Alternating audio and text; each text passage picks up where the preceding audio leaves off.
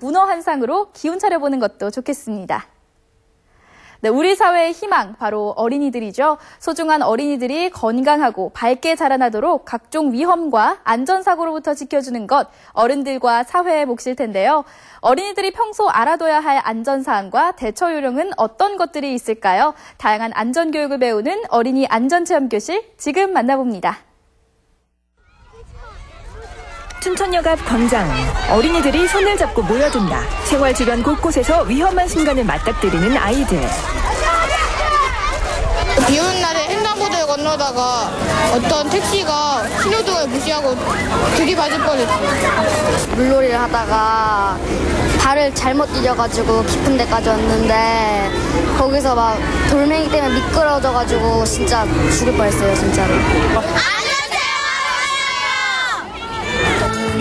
큰 꿈을 가지고 무럭무럭 자라 장차 이 나라의 기둥이 될 소중한 어린이들. 어린이들을 위해 특별한 행사가 열렸다. 내 몸과 우리 사회를 지켜줄 안전교육. 안전의 소중함을 배우고 익히는 현장 찾아간다.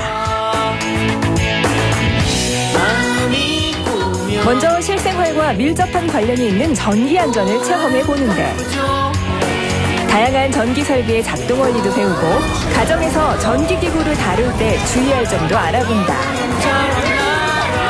콘센트에서 플러그를 줄만 잡고 뺐는데 이제부터는 그렇지 않고 목을 잡고 빼야겠어요.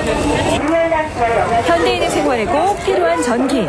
전기는 우리 삶의 편리함을 가져다 주지만 평소 잘못 관리하거나 함부로 쓰게 되면 누전, 감전 등 안전사고의 위험에 빠질 수 있다. 콘센트 전원을 차단해주세요. 전기는 우선 젖은 손으로 전기의 제품을 만지거나 특히 콘센트 등을 젖은 손으로 만지거나 함부로 다루면 위험합니다. 감전에 사고가 있기 때문에 위험하고, 특히 어린이들이 함부로 전기를 만지지 않도록 관심을 가지고 지켜봐야 되겠습니다. 어린이들이 지켜야 할 교통안전에는 어떤 것들이 있을까? 이번엔 버스에 올라 교통안전에 대해 자세히 배워보자. 위험해요. 재밌는 애니메이션을 통해 안전벨트의 중요성에 대해 배우니 교통안전, 우리 친구들 머릿속에 쏙쏙 잘 들어오겠네요. 다칠 수 있어요. 자, 이번엔 횡단보도를 안전하게 건너는 방법에 대해 생생한 체험으로 배워본다. 이렇게 아이들의 교통안전체험 교육을 통해 어떤 점들이 좋아질까? 도로 위에서 운전하는 어른들 역시 각별한 주의가 필요하다는데, 아이들의 교통수단이 주로 보행이다 보니까 보행 중 교통사고가 어린이 교통사고의 거의 대부분을 차지하고 있는 실정이고요. 이 말은 다시 말하면은 올바른 보행 방법만 잘 알려준다 하더라도 어린이 교통사고를 상당히 줄일 수가 있다는 것이 되겠죠. 근데 어린이 교통안전의 경우는 이론적인 어떤 그런 지식이라든가 주입식으로는 안전한 습관에 한계가 있다고 보는 것이죠. 그래서 안전의 문제는 실천과 행동의 문제가 무엇보다 중요합니다. 따라서 오늘 이 직접 체험하는 이 행동 실천의 안전 문제는 상당히 의미가 있다고 보고요. 어린이의 행동 특성상 어른들의 흉내를 내기 좋아하고 모방성이 강하다고 그러죠. 또 한 가지에 집중하게 되면은 다른 것은 신경을 잘 쓰지 않는, 또 누군가 그렇게 이야기를 하죠. 어린이는 럭비공과 같다. 어디로 튈지 모른다. 또는 움직이는 빨간 신호등이다. 이런 아이들이기 때문에 가지는 특성이 있는데요. 이런 아이들의 특성을 어른들이 보다 좀 정확히 이해를 하고 여기에 대비한 보호하는 그런 운전자들의 마음가짐과 운전 자세도 굉장히 중요하다고 생각합니다. 다음은 식품 안전 체험. 어린이들이 집단 생활이 많은 만큼 식중독 예방법도 배워본다. 자, 식중독을 예방할 수 있는 3가지 원칙이 있어요. 자, 뭐가 있나? 손 씻기, 생기, 끓여 먹기, 익혀 먹기. 이 3가지 원칙을 잘 기억하고, 자, 우리 친구들이 식중독 걸리지 않고 건강했으면 좋겠어요. 알겠죠? 나는야 일일 소방관, 용감한 소방관 아저씨처럼 불을 끌 거야.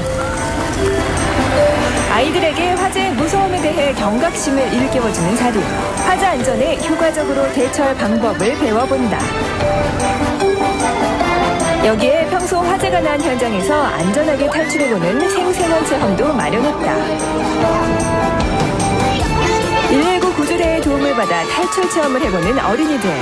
체험을 위해 차례차례 줄을 섰는데 우리 친구들 지금처럼 체험 상황이 아닌 화재가 난 위급한 순간에도 침착하게 대처하려면 어떻게 해야 할까? 애들이 화재나 이런 그 재난이 발생했을 때 애들은 일단은 그 신고를 먼저 하고 그다음에 이제 대피를 우선을 해야 됩니다. 그 초등학생이나 이런 애들은 그 화재를 진압하거나 이럴 때 어려움이 있기 때문에 일단은 대피에 중점을 두어서 일단 그 신속하게 그 안전한 곳으로 대피하는 게 최우선입니다. 위급한 순간 생명을 살리는 심폐소생술을 익혀보자. 심장에 혈액이 순환하도록 돕는 심폐소생술. 깍지 낀 두 손의 손바닥 뒤꿈치와 환자의 몸이 수직이 되도록 규칙적으로 눌러준다. 유사시 생명을 살릴 중요한 교육이다. 오늘 잘 배웠죠? 네, 잊어버리지 말고 집에 가서도 연습을 꼭 해서 소중한 사람을 살릴 수 있는 그런 연습을 많이 하세요. 자, 이번엔 어린이들이 즐겨 타는 자전거 관련 안전교육을 배워보자. 안전모를 갖추고 안전하고 올바르게 자전거 타는 방법을 익혀본다. 우리 친구들 평소 학교를 오갈 때나 학교가 끝난 뒤엔 친구들과 어울려서 자전거를 타고 동네 한 바퀴 돌기 마련.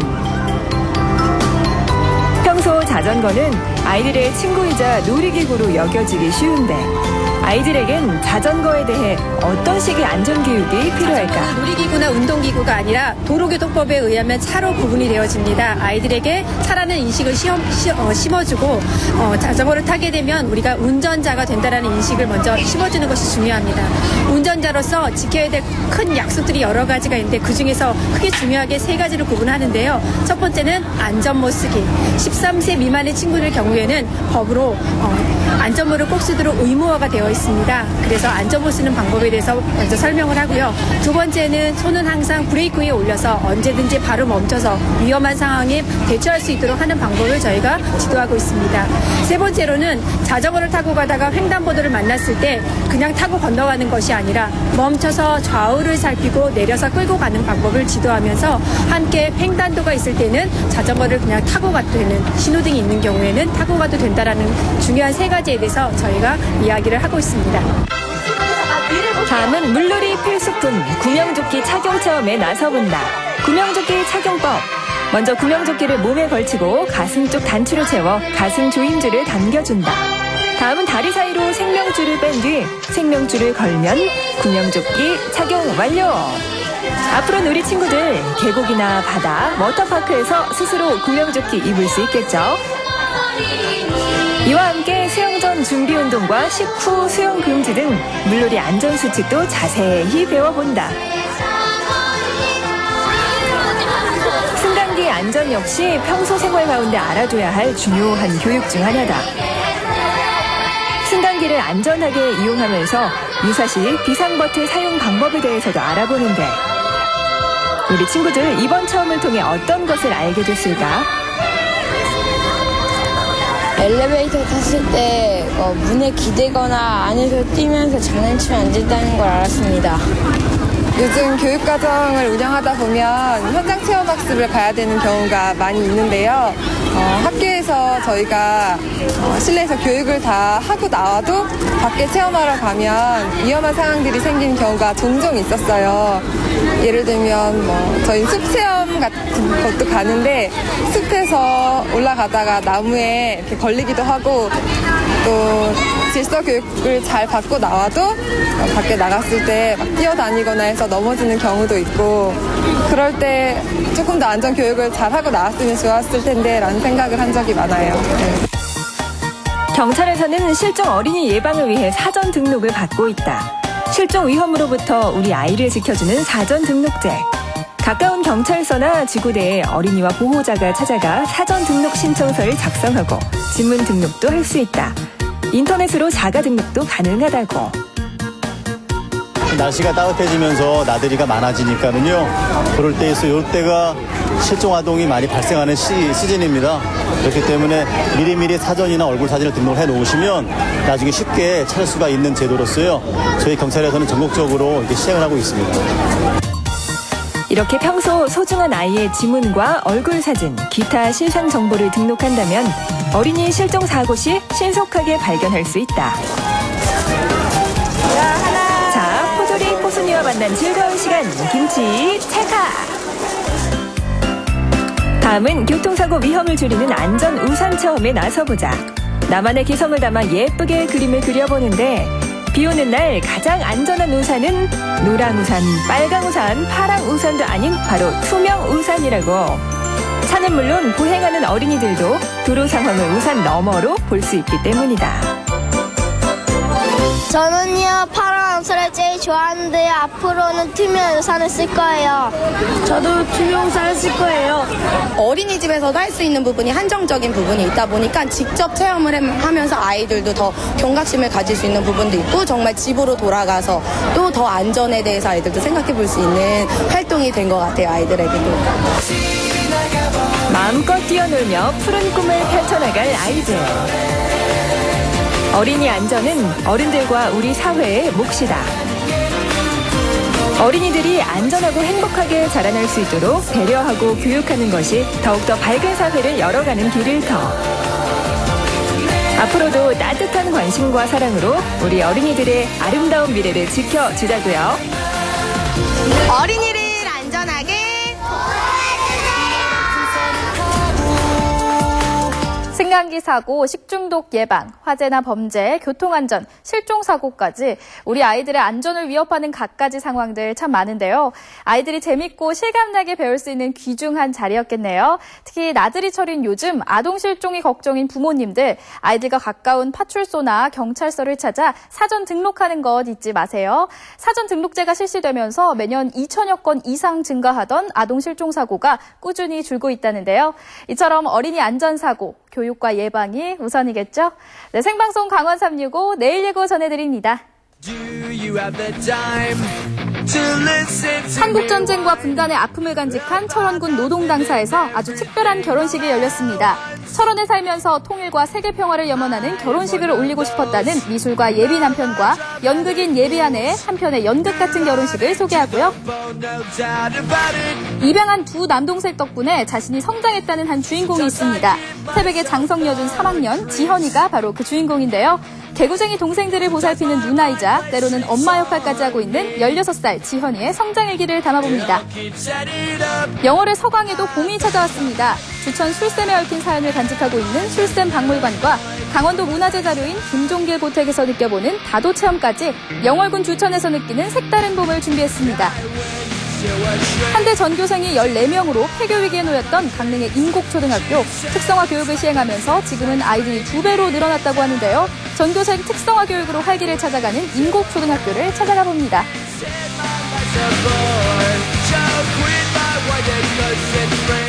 날씨가 풀리면서 손자, 손녀들 데리고 봄볕에 산책 다니시는 분들 가끔 봅니다. 제 마음이 다 따뜻해지더라고요. 왠지 식물이 햇볕에 잘 자라듯 사람도 햇볕을 쬐는 게 건강에 도움이 될 듯한데요. 실제로 햇볕을 쬐면 비타민 D가 합성되면서 뼈 건강에 좋다고 합니다.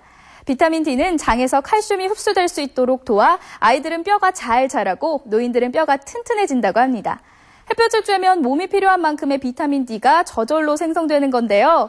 그렇다면 무조건 아무 때나 햇볕을 쬐면 좋을까요? 일광욕은 이른 아침에 하는 것이 가장 좋다고 하네요. 또 계절적으로는 봄과 초여름이 가장 좋으니까 참고하시고요. 만약 햇볕을 쬐러 나갈 여건이 안 된다 하시면 비타민 D가 풍부한 요구르트, 달걀, 생선, 버섯 등의 식품을 섭취하시면 도움이 될 것 같네요. 자, 오늘은 여기까지입니다. 저는 내일 다시 찾아오겠습니다. 안녕히 계십시오. 서로를 재워주고 서로를 깨워주고 서로를 채워주고